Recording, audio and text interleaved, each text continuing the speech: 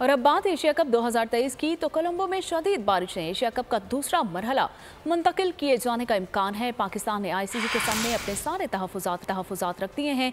Asian cricket council ने कल इजलास तलब कर लिया है। सुपर 4 मरहला श्रीलंकन शहर जम्बोला में करवाने के ऑप्शन पर भी गौर जारी है। कोलंबो में शदीद बारिशें एशिया कप में अब तक का सबसे अहम मैच पाकिस्तान और भारत का मुकाबला बेनतीजा खत्म हो गया। PCB ने एशियन क्रिकेट काउंसिल के सामने तहफ़्फ़ुज़ात का इजहार कर दिया। एशियन क्रिकेट काउंसिल ने मैचेस की कोलंबो से मुंतकली पर इजलास तलब कर लिया, जिसमें इन शहरों पर गौर किया जाएगा जहां बारिश से महफूज मुकाबले हो सकें। ज़राए के मुताबिक सुपर 4 मरहला दम्बोला में कराया जा सकता है। श्रीलंकन शहर दम्बोला में इन दिनों मौसम बेहतर है। PCB पहले भी बारिशों पर अपनी राय दे चुका था। कोलंबो में शदीद बारिशें हो रही हैं। मदासा क्रिकेट स्टेडियम भी बारिश के पानी से भर चुका है। सड़कें भी तालाब बनी हुई हैं।